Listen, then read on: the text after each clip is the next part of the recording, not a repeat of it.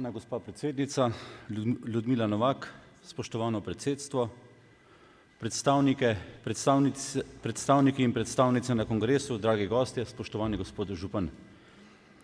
Nadzorni odbor Nove Slovenije, ki je bil imenovan na volilnem kongresu 9. decembra lansko leto v Vipavi, sestavljamo Anton Kokalj, Ciril Testen, Marija Zupančič, Silvo Sok in Franc Capuder. Danes je prva uradna priložnost, da se vam zahvalimo za vaše zaupanje, ki ste ga izkazali z našo izvolitvijo. V skladu s statutom stranke je glavna naloga nadzornega odbora spremljanje in nadzorovanje finančnega in materialnega poslovanja stranke. Člani nadzornega odbora smo na svojih 4 sejah v letošnjem letu obravnavali predvsem finančna poročila o delovanju stranke. Na osnovi izvedenih pregledov smo sprejeli nekaj priporočil, ki smo jih posredovali izvršilnemu odboru Nove Slovenije. Sprejet pa je bil tudi program dela nadzornega odbora, ki ga poskušamo čim bolj dosledno izpolnjevati.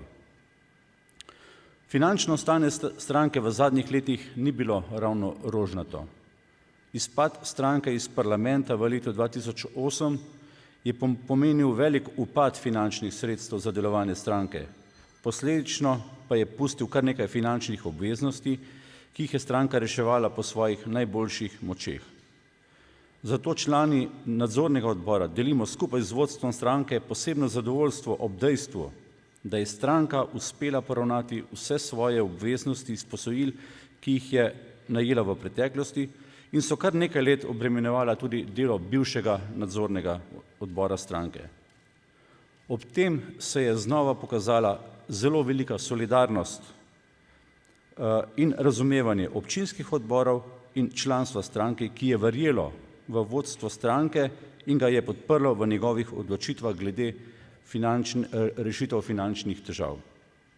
Smo ena redkih političnih strank, ki ima poravnane vse svoje dogovorjene finančne obveznosti. In tako kot glavni tajnik, stranka Nova Slovenija ni nikomur nič dolžna. Ostali smo dosledni, da dogovorjene obveznosti izpolnimo v skladu z dogovorom. Torej, naša gesla niso prazne besede, naše besede veljajo. V skladu z njimi delamo. To smo do sedaj kot verodostojen in odgovoren partner izkazovali v vseh vladah, v katerih smo sodelovali. Na današnjem kongresu dopolnjujemo ime naše stranke. Spremembo podpiram kot demokrat in kot kristjan.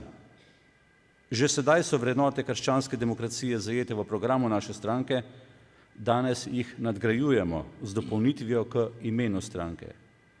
S tem hočemo še bolj jasno tudi navzven nakazati našo usmerjenost k človeku, k vrednotam, k pošteni in nezlagani sociali, ter k odgovornosti vsakega posameznika v naši državi do sebe in do države.